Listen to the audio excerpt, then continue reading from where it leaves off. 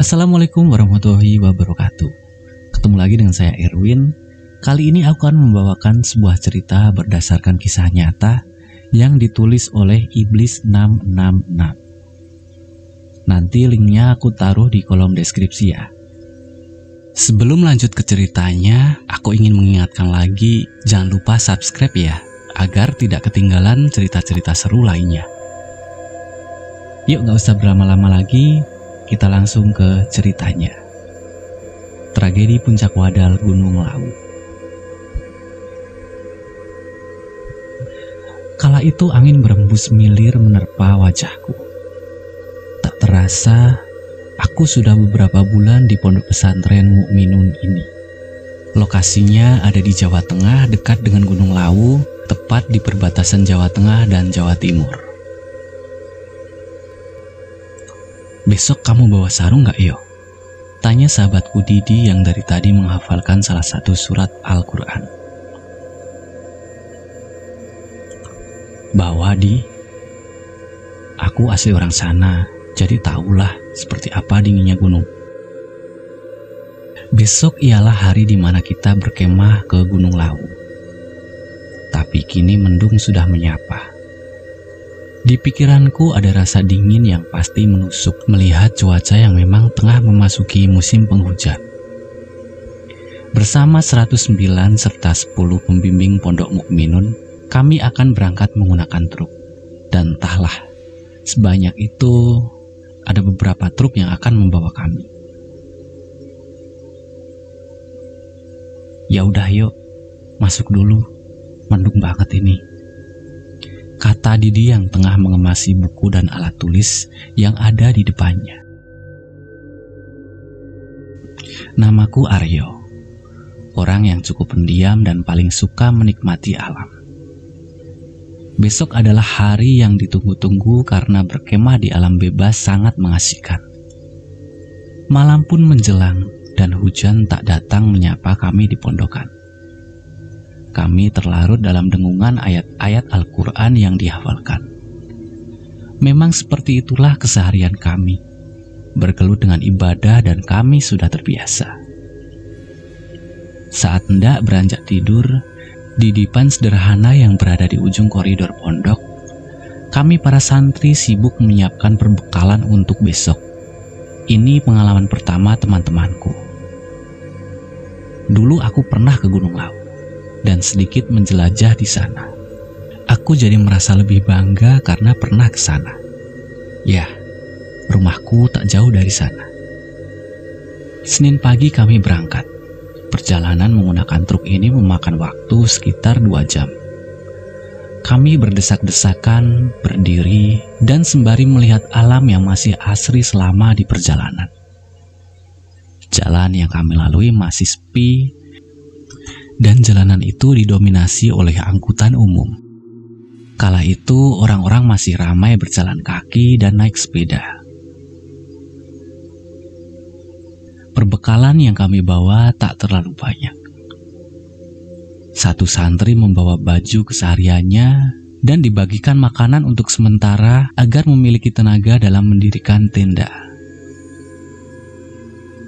Tenda yang didirikan berjumlah 7. Dan lokasinya ada di lereng timur dari Gunung Lawu, tepatnya di Mojosemi, sebuah bumi perkemahan di Magetan, Jawa Timur.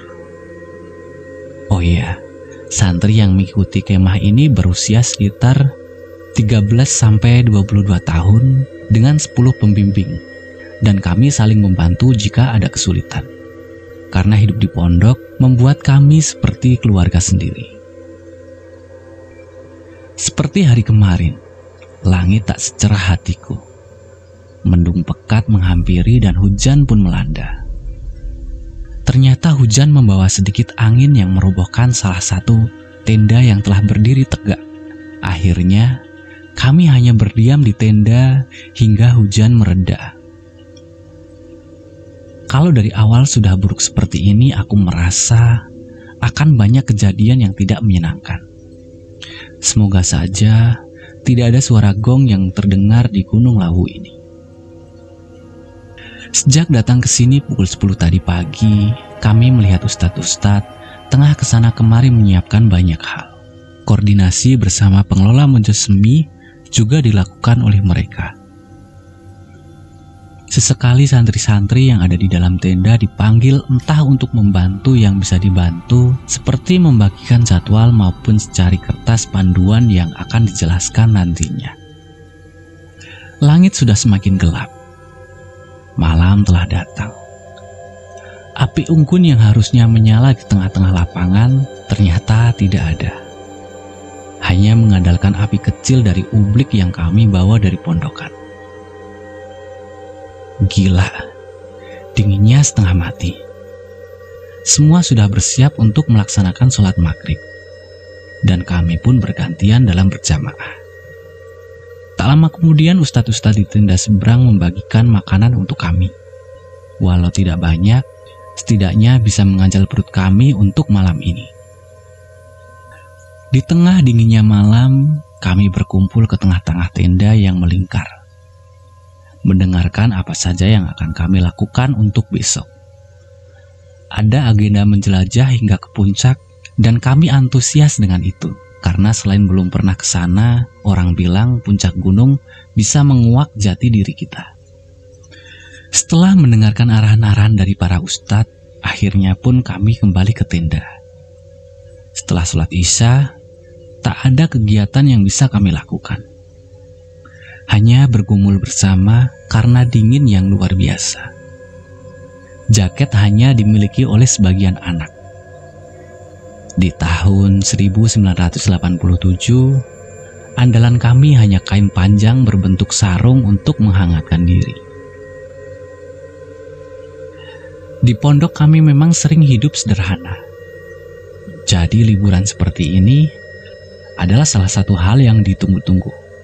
Walau berangkatnya berdesakan karena hanya menggunakan 2 truk, kami tetap bahagia setidaknya tidak berjalan kaki untuk ke sini. Seperti biasa, jam 3 pagi adalah saatnya kami bangun dan melakukan sholat malam. Tanpa dikomando kami bergantian mengambil wudhu dan membuat barisan jamaah di dalam tenda masing-masing.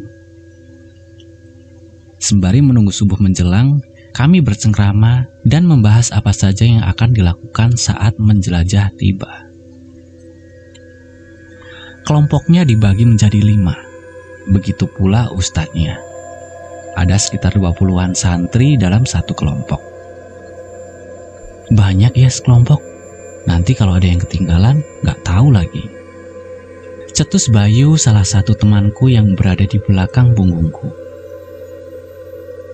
Lah, jangan gitu, di gunung gak boleh ngomong sembarangan, pintaku padanya.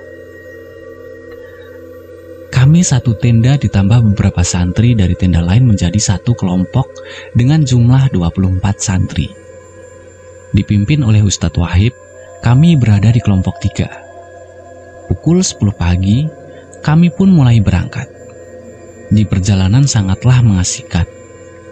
Kami bercanda dan saling mengingatkan satu sama lainnya. Ustadz Wahib juga menceritakan berbagai pengalamannya saat berada di alam terbuka. Jalan yang kami lalui seperti tak pernah dijamah manusia.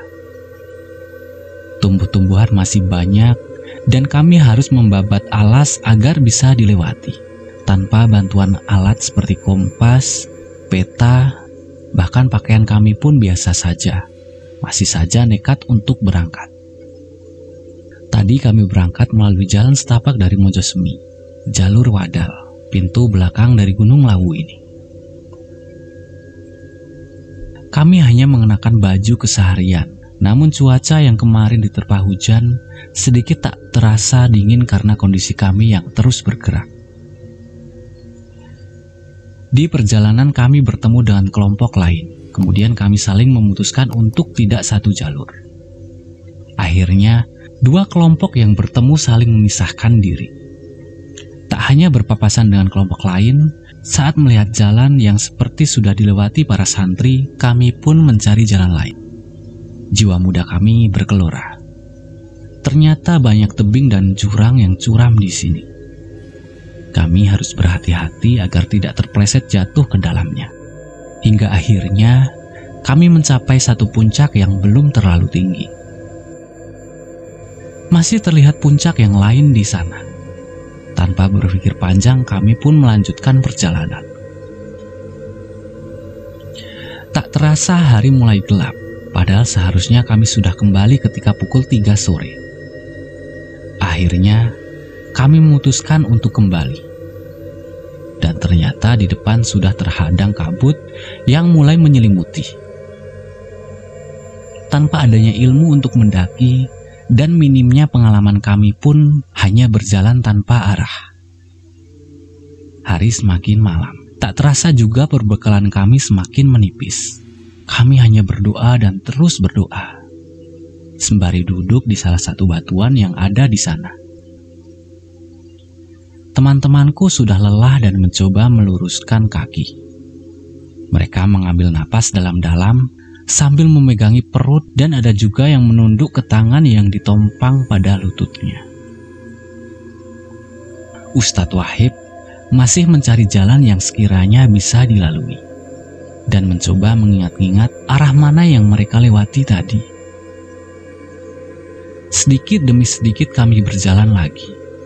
Tak jarang ada jurang yang curam, serta jalan yang terjal kami lalui. Tanah yang licin membuat kami kesulitan dalam berjalan. Apalagi badan sudah basah dengan lumpur. Dan sesekali ada yang terpleset karena memang hanya menggunakan sandal yang biasa dipakai di pondok. Medan yang dilewati terlampau terjal. Dan kami yakin saat berangkat tadi tidak melalui jalan ini. Namun kami hanya mengikuti arahan Ustadz Wahib. Semakin lama tenaga kami terkuras dan sebentar-sebentar istirahat. Rasa haus dan perut mulai keroncongan membuat sebagian dari kami sedikit meracau dengan mengatakan yang tidak-tidak. Ya, ini memang pengalaman pertama menjelajah gunung hingga ke puncak. Seperti tahu jalan, beliau pun mengutus 3 santri yang masih kuat untuk turun dan meminta pertolongan. Karena hari sudah semakin gelap dan ada santri yang sudah tidak kuat untuk berjalan lagi, kami yang tersisa masih berdiam diri di sini. Tanpa ada perbekalan dan hanya berusaha mencari apapun yang bisa dimakan. Namun, kami juga tak tahu tumbuhan mana yang bisa dimakan. Ustadz Wahib pun membacokkan parangnya ke pohon yang berada di dekatnya. Dan beliau mencicipi getah yang keluar dari batang pohon. Tidak enak, katanya. Air tinggal setengah botol besar. Kami saling membagi dan mencoba berhemat. Beberapa santri mencoba berkeliling ke area terdekat untuk mencari sesuatu yang mungkin berguna. Aku hanya menerawang dari kejauhan. Hanya kegelapan yang semakin pekat. Aku tidak bisa membayangkan bagaimana 3 temanku tadi turun. Apakah mereka baik-baik saja? Aku tidak tahu. Daripada berdiam diri seperti ini, kami pun sepakat untuk turun lagi dengan saling berdekatan, agar tidak terpisah karena jalan yang terlampau gelap. Aku hanya bisa berdoa agar kuat membawa raga ini sampai ke bawah. Kami saling memijat saat beristirahat. Kami meminta Ustadz untuk berdoa agar kami semua selamat. Kami menahan tangis karena mengingat orang tua kami yang belum mengetahui bahwa kami tidak baik-baik saja. Ini baru hari pertama dan belum ada 24 jam. Kami pun bermalam di sini. Tanpa alas, tanpa baju tebal, hanya berdekatan satu sama lain. Jika besok siang hari tidak ada kabar dari santri yang turun tadi, maka kami akan mengirim santri lagi untuk mencari bantuan. Waktu semakin bertambah malam. Tenaga kami semakin berkurang dan kami pun tertidur dengan perasaan was-was.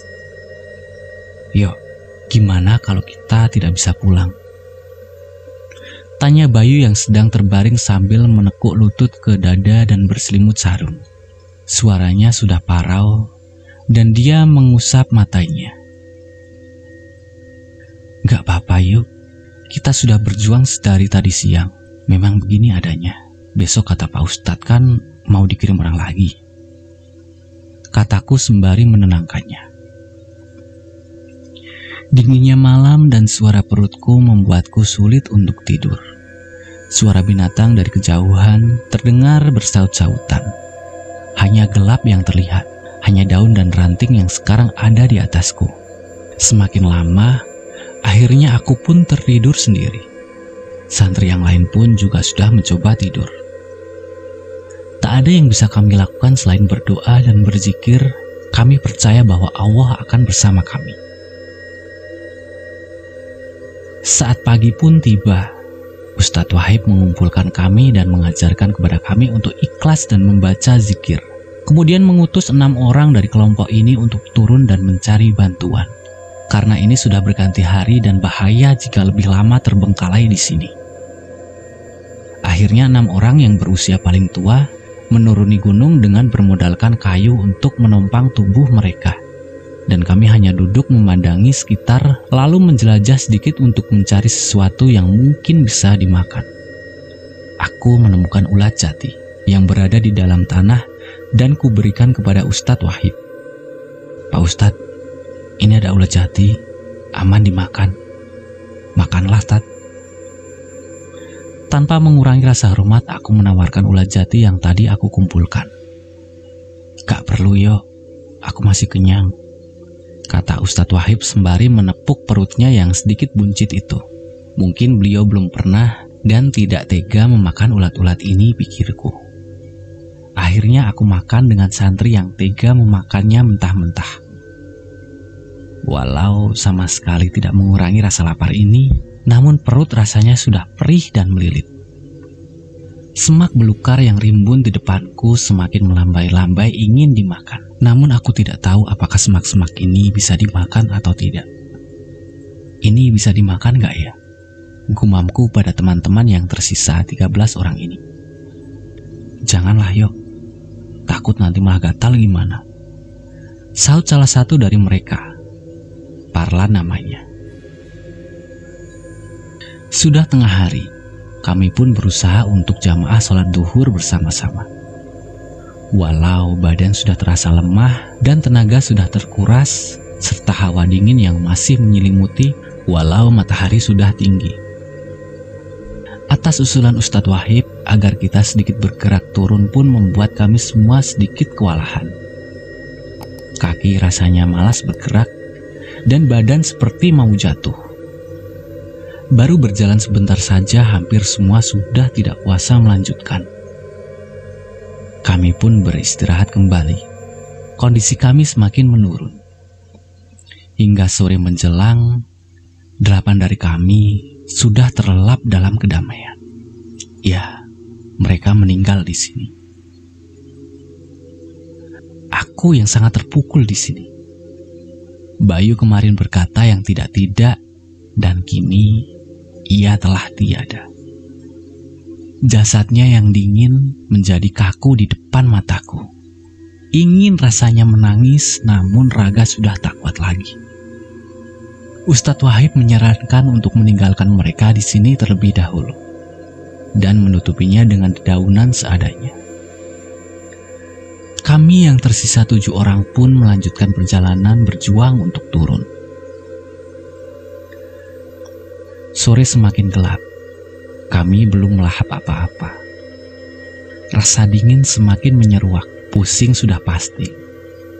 Dan nafas semakin terasa sesak. Oksigen seperti menjauh dari kami.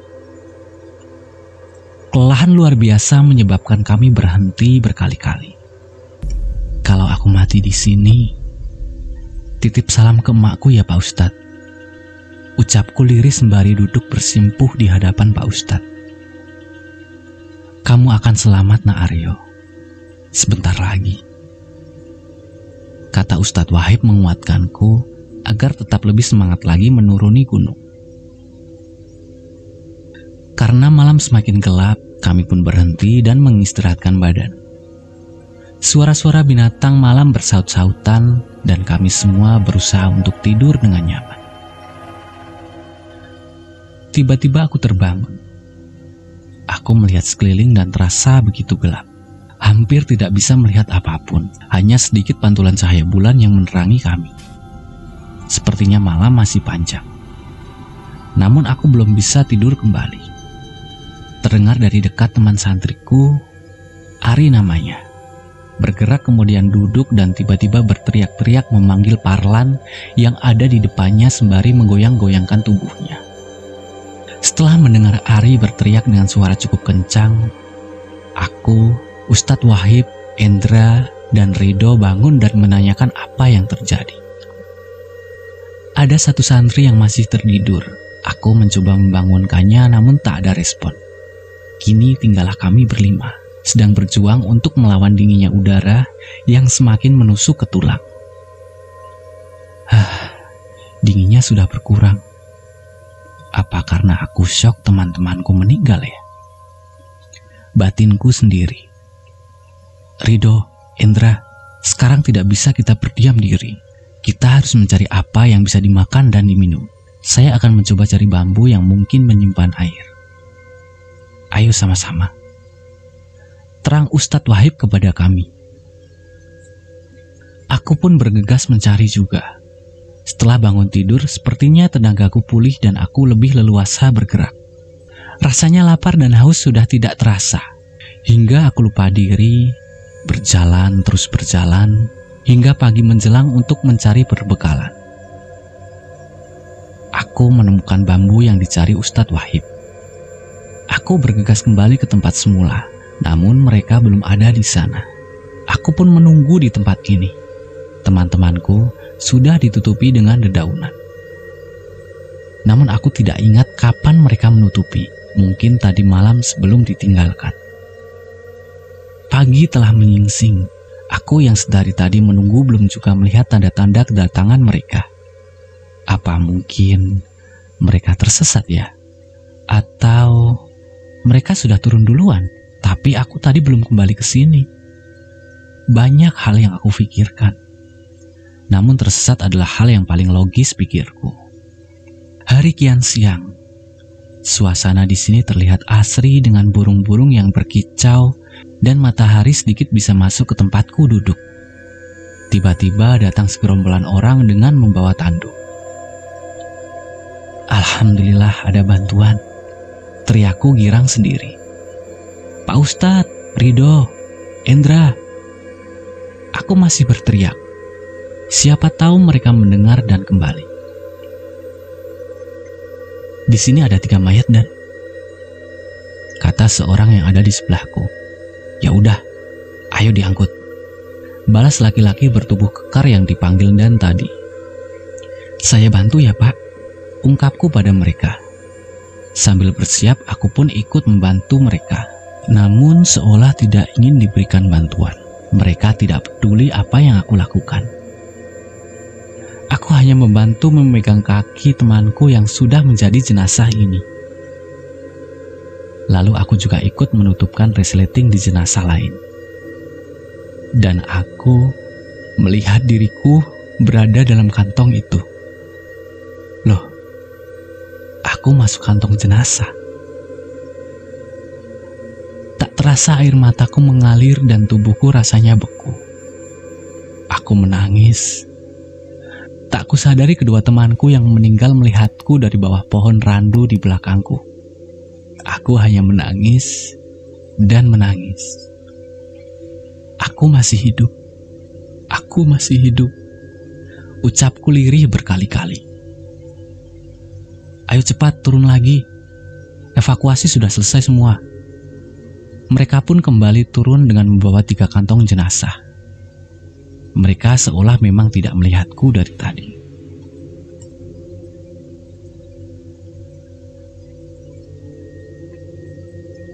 Dari info yang aku dapatkan, sejumlah 16 orang meninggal pasca tragedi di tahun 1987 itu. Dan jalur wadal sudah tidak diperbolehkan dilewati lagi. Selain jalannya yang curam, pernah ada juga pendaki yang melewati jalur itu dan katanya selama dia mendaki, dan itu pas menjelang maghrib, dia mendengar suara tangisan dan ada bisikan, "Aku masih hidup." Ngeri ya? Jadi gimana menurut kalian? Pernah nggak kalian mendaki gunung terus mengalami hal-hal yang aneh, yang horor, yang mistis? Jika iya, tulis di kolom komentar ya. Saya Erwin, sampai ketemu di cerita selanjutnya. Jangan lupa subscribe ya. Gratis kok. Terima kasih.